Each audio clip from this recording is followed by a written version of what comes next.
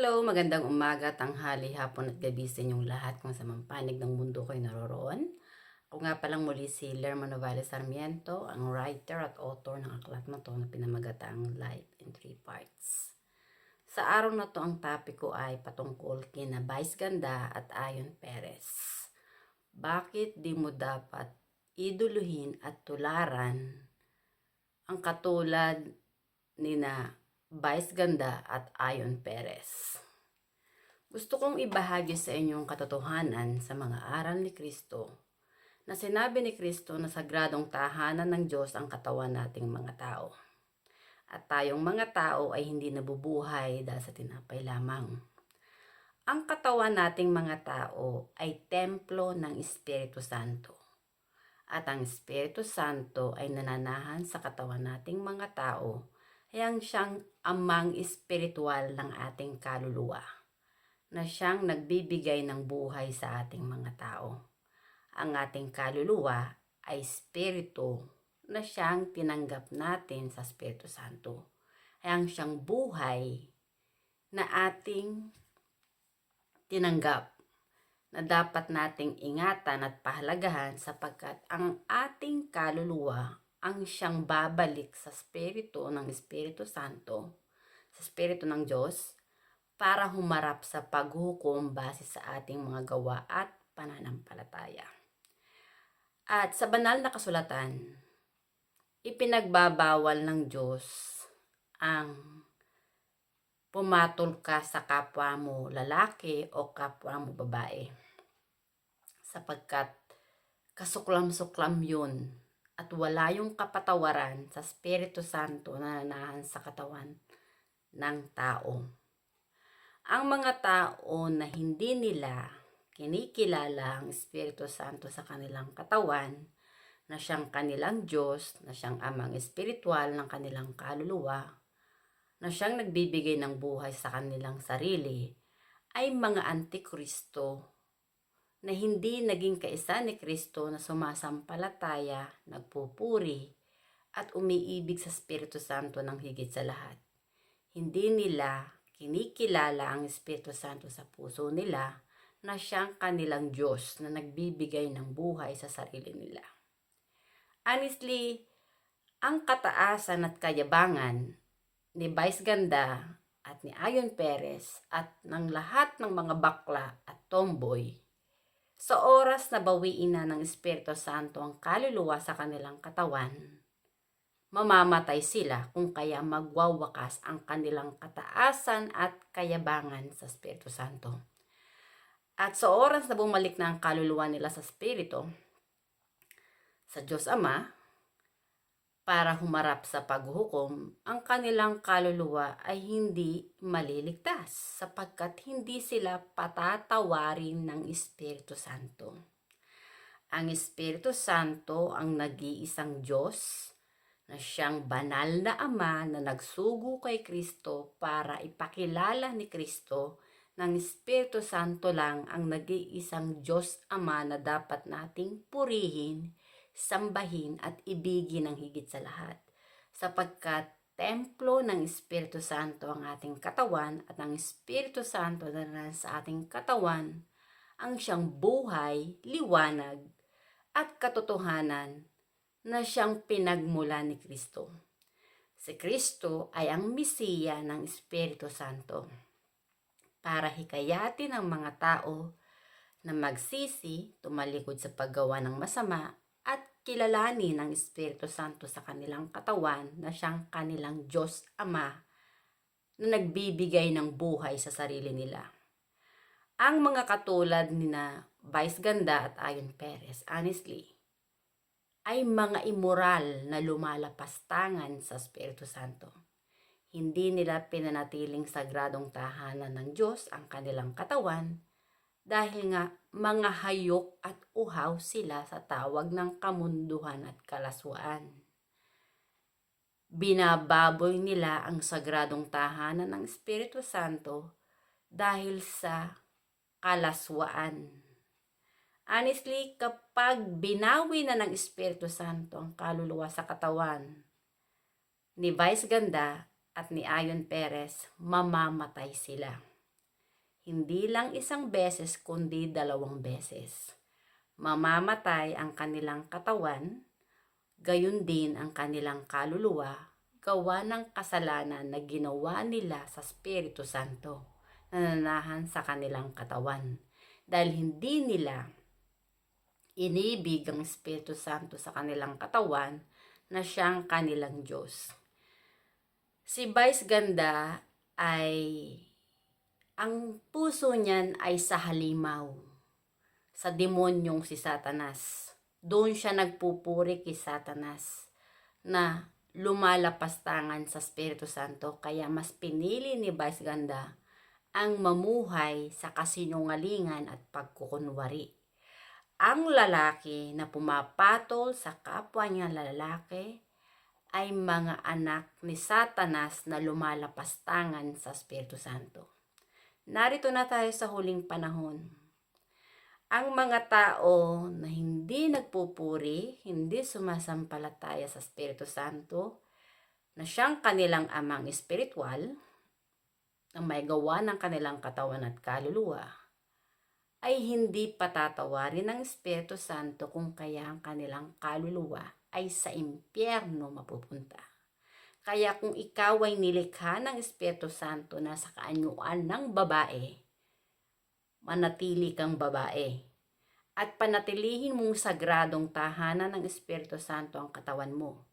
Huwag kang makikiapid, huwag kang mangangalunya. Dahil yung mga gawain yan ng pakikiapid at pangangalunya ay mga gawaing immoral na kinasusuklaman ng Espiritu Santo na nananahan sa katawan nating mga tao.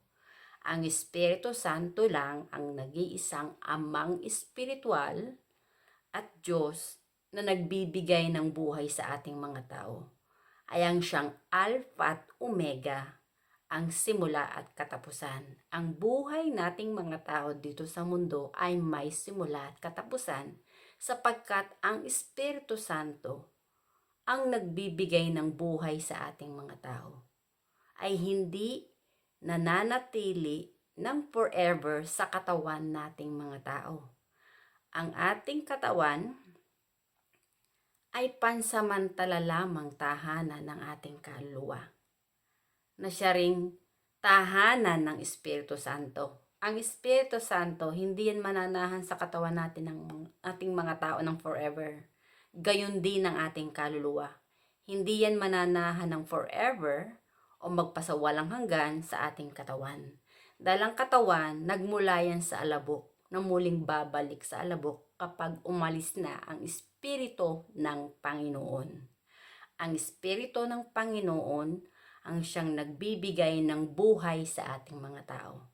Ang Espiritu Santo na nananahan sa katawan ni Kristo ay ang siyang totoong Ama ni Kristo, na parating kasama ni Kristo. At bilang isang tinawag ng Espiritu Santo na maging tagapagsalita niya, talaga sinasabi ko sa inyo,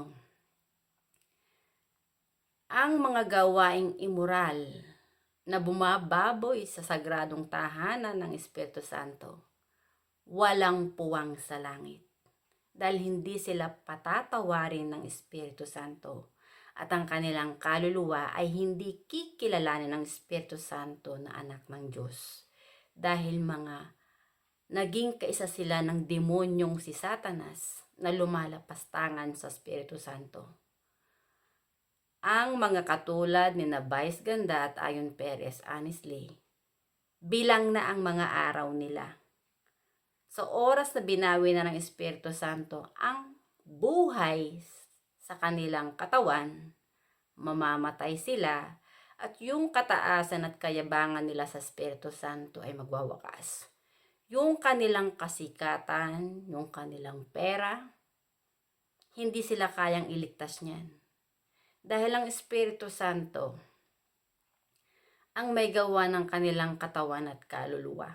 Ang Espiritu Santo ang siyang maghuhukom sa kanilang kaluluwa bago pa marating nila ang kanilang huling hantungan. At maliwanag na sinabi ni Kristo na ang kasalanan o walang kapatawaran ay kapag nilapastangan mo ang Espiritu Santo. Honestly, hindi ikinalulugod ng Espiritu Santo ang dalawang lalaki naglalandian at naglalampungan. Kasuklam-suklam yun sa Espiritu Santo.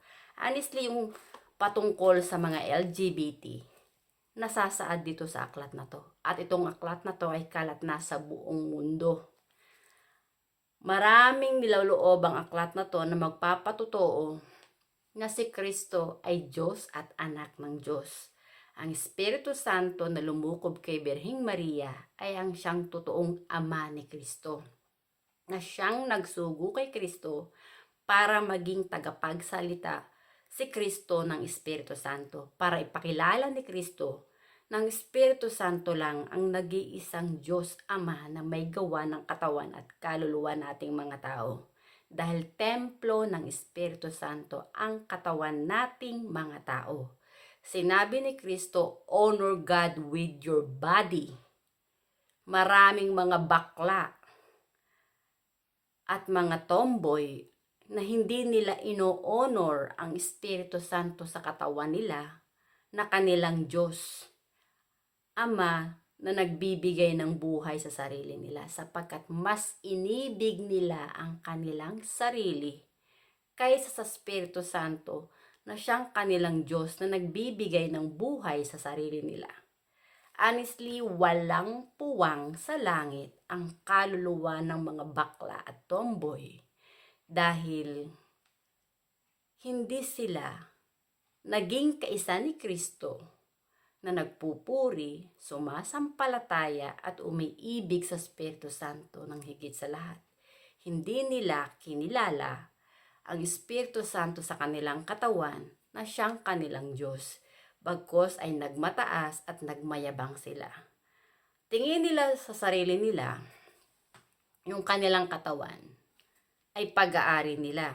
Hindi nila naunawaan na ang kanilang katawan ay templo ng Espiritu Santo na siyang ipinahiram lang ng Espiritu Santo sa ating mga tao para tayo ay mabuhay dito sa mundo. Ang ating katawan ay ang siyang naging pansamantalang tahanan ng ating kaluluwa para tayo ay umiral dito sa mundo. Ang ating katawan, kapag wala ng Espiritu, ay mamamatay. Ang ating kaluluwa na nagmula sa Espiritu Santo ay babalik sa Espiritu Santo para humarap sa paghuhukom. At maraming kaluluwa ang mas pumupunta sa impyerno kaysa langit dahil maraming kaluluwa ang lumalapastangan sa Espiritu Santo. Totoong-totoo ang sinabi ni Kristo na templo ng Espiritu Santo ang katawan nating mga tao. At tayong mga tao ay hindi nabubuhay dahil sa tinapay lamang o dahil sa ating sarili lang. Ang presensya ng Espiritu Santo ay nananahan sa ating katawan. Ay ang siyang Diyos na nagbibigay ng buhay sa ating sarili na dapat nating purihin, sambahin at ibigin ng higit sa lahat, sapagkat siya ang simula at katapusan. Ang Diyos na nagbibigay ng buhay na siya ring babalik para bawiin yung buhay na ipinahiram sa ating mga tao.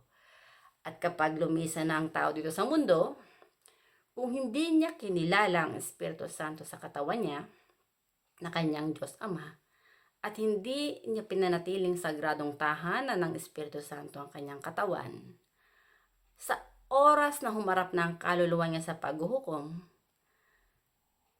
ang kanyang kaluluwa ay hindi magiging handa sapagkat tulog ang kanyang diwa. Hindi niya nakikita ang katotohanan na kaya siya umiiral dito sa mundo ay dahil sa presensya ng Espiritu Santo na nananahan sa katawan niya. Ang Espiritu Santo lang na lumukob kay Birheng Maria ang siyang totoong Diyos Ama na nagsugo kay Kristo.